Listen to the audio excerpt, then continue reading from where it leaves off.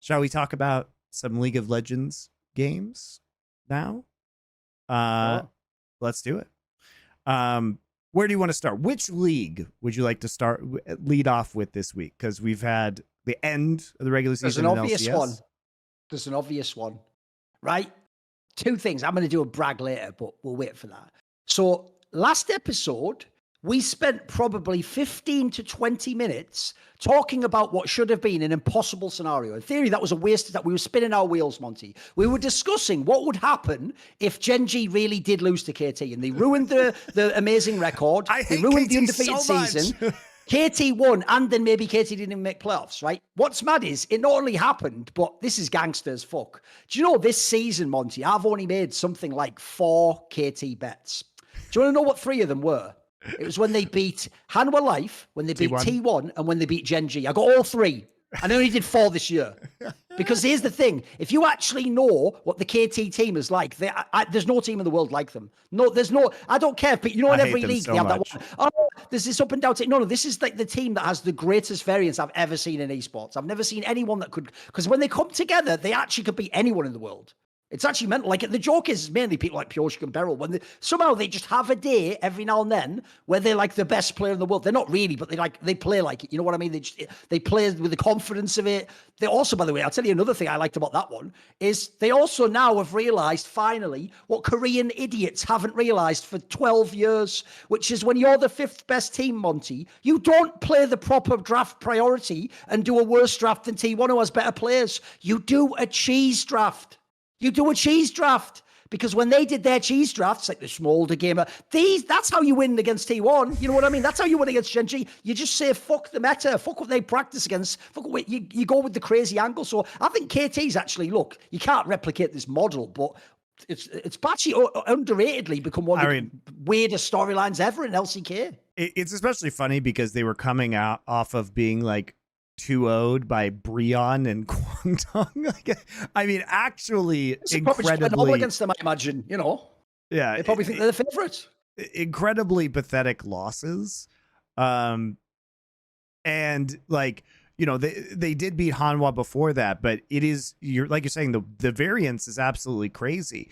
And I will say, like, look, GenG played quite badly in this series, and that is concerning. I mean, Canyon played extremely badly in these 3 games, repeatedly invading when he didn't have pressure. He would get collapsed on and die in their jungle. Just very, very sloppy. But in that 3rd game, Thorin, I actually really liked the Smolder pick. I hate KT and I hate Smolder, but I did like both watching Smolder and KT in that final game.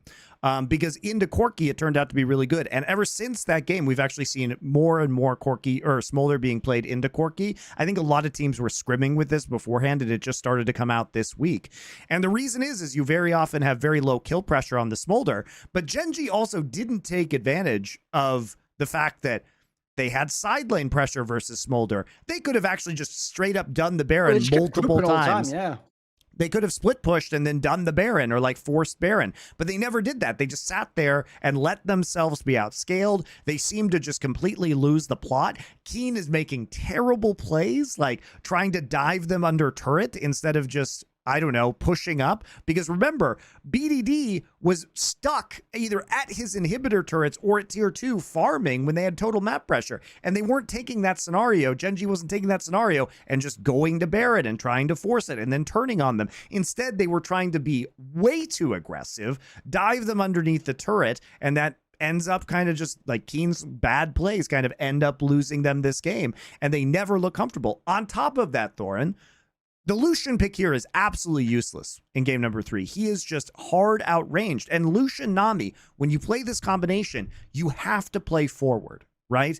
And if Lucian is standing in the front line trying to trade, he can't do that versus KT's composition in the late game. He gets hit by Maokai W. He gets hit by Smolder Poke. He gets hit by an Ashe Arrow. He gets hit by Ashe Volley. Like, there's nothing he can do to actually do damage. And they have no method to kill the Smolder, especially when the Smolder starts doing things like buying QSS. Even if you do get a cannon flank at that point in time, it's, you know, nothing happens. And so Canyon's playing Sejuani. Canyon can't ult Smolder because old Smolder's standing behind Gnar, Maokai, Kalista, and Ashe. And the reason why Kalista and Ashe are frontlining is if you If Canyon ults, if he throws out the Sejuani ult, if he hits Ashe, okay, well, Deft Callista ults. If he hits Callista, Callista cleanses.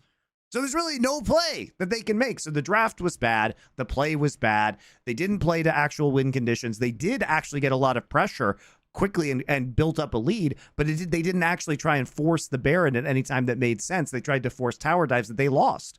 So, I mean, bad series from GenG. Bad series from GenG. I swear people just haven't adapted still, Monty, to how many ADCs are in the game.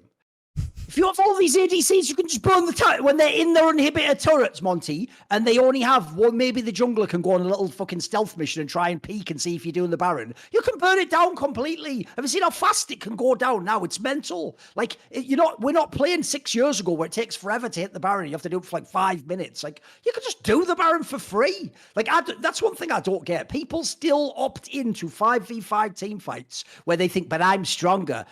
You've played League of Legends your whole life. You know that team fights get turned around. It's not like, I mean, the worst thing in the modern day as well is this. Like, also, this is something I was talking about on Best Damn League Show that'll be forthcoming with Nymera. People also, Monty, still have all the same rules in their brain that don't apply in this meta. So, in the old version of League of Legends, if you kill the ADC at the beginning of the fight, you win.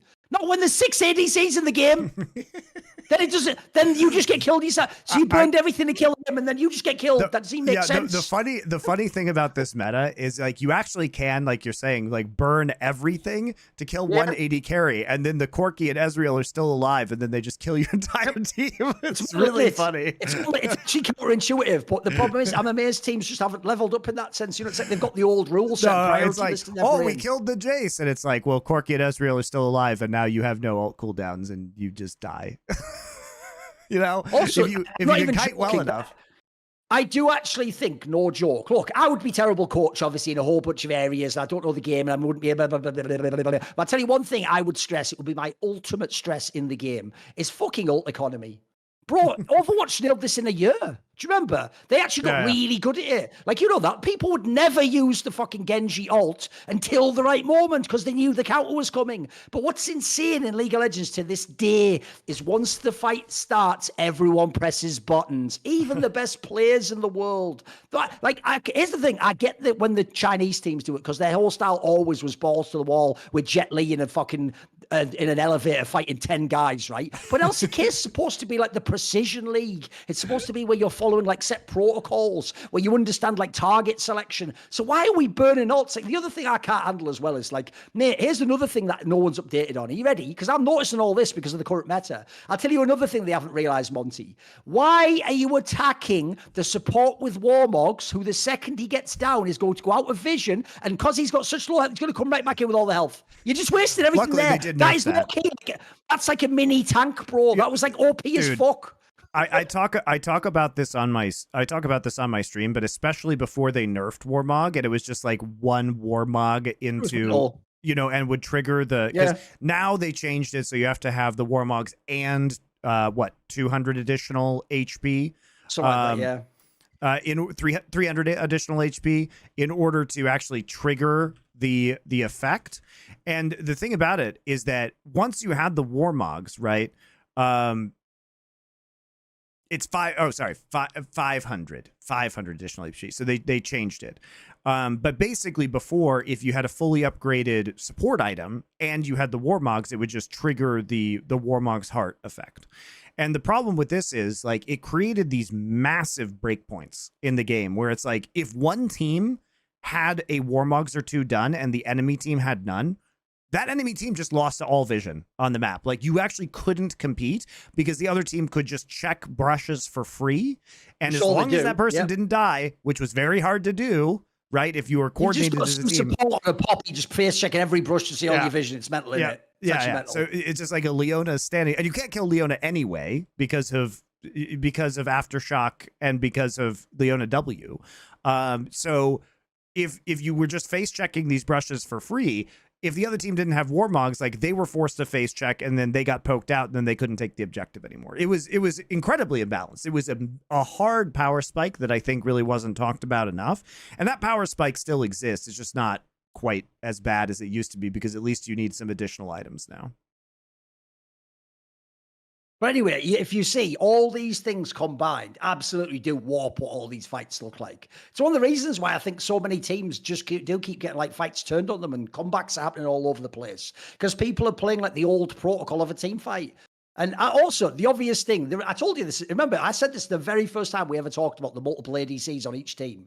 People in their brain can't account for how fast you get burned down in the fight. That's the worst part of it. So what happens is, I actually think when you have 4 or 5 ADCs in a game, no one's brain can process it that well, Monty. I actually used to think already in the old school 5v5 team fight with the tank and the healer, etc. It was already like you could almost calculate properly at all times the thing. But even then it was hard. That's why famously the team fight breakdown would go into detail that no player could process in real time. You just had to hope you were the best player ever with crazy instincts. The modern day, when you have all, like, I actually think, no joke, what I would love to do for real is sort of play a game where you take a VOD that like an LEC pro hasn't seen of LCK and you pause 3 seconds into the fight and just say, who do you think wins this fight? And bro, I bet the answers will be all over the place, mate. They wouldn't be able to guess in the way you used to. Before it was sort of a bit obvious, you know, as to like you even knew as the underdog team which player you probably have to catch or which you have to miss or whatever.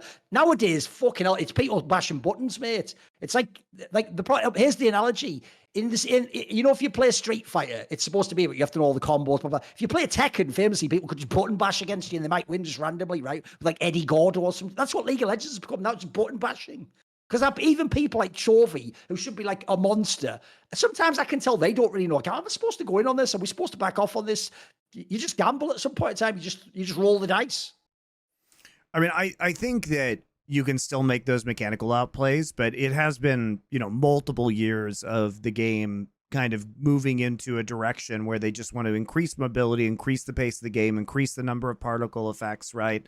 And especially, I would say, in very late game situations now, it is shocking. Like even if you know, at 40, 50 minutes into this game, how fast even tanks can die, which doesn't, to me, feel great, but apparently that's what people want, I guess. I also love the classic concept, which maybe newer viewers won't be aware of, which is you can always tell how broken a champion is by which role it graduates to. So obviously, the reason we originally ever had ADCs mid, even 7 years ago, Monty, was when essentially the champion's so broken. Now the mid laner just plays it. Now he plays the Lucian. Well, in the modern day, the obvious version of that right now, it's why I low-key am really suspicious about what the fuck G2's doing in Europe. Because they're not even trying to get caps onto Zeri. Bro, when a Korean or a fucking LPL mid goes onto Zeri, the game is over. Like, that guy will mega carry the game. It's like, that champion is going to be so strong. It's going to be bonkers, mate. It's the mid laner as well. He's going to get super fed. Like, that's like some Dota carry shit, mate. It's ridiculous. I think that breaks the game. Yeah, we've seen this, like, of course, I will say in Europe, like, they were playing a lot of the Lucian mid, and that has been, you know, part of the meta game over in LEC for quite some time now. It is very good, but it's gotten to the point where it's like Chovy was playing the Lucian mid, now he's playing the Draven mid. It's like any AD carry will work for Chovy at this point in time. Now we're getting the Smolder mid, obviously, in some of these more passive matchups where you might be able to, you know, sneak a free lane out of the Smolder with very little punishment and hopefully a method in order to reach your 225 stacks and turn the game even if you're behind. But it is a problem, right? It is a problem because it's not just like we're finding out now that it wasn't just Corki versus Trist. It's now Corki, Trist, Smolder, Ezreal, Draven, Lucian. It's like so many of these AD carries are just being played in mid now. And part of this is because AP supports have been enabled by the existence of Faded Ashes and the clear speeds that we're seeing on that front. So, you know, AP junglers rather. So AP junglers are really strong right now. And Riot has backed off on the patches of nerfing Faded Ashes because as they were going to nerf Faded Ashes, and they said we pulled it from the patch because we want to address individual junglers instead. So I don't know when that change is going to come through, but until it does, I mean, there's a lot of power there. And it's like we either have AP junglers or we have Sejuani and Maokai, who is an AP jungler who still builds Faded Ashes first, right? So it feels very strange right now, the meta.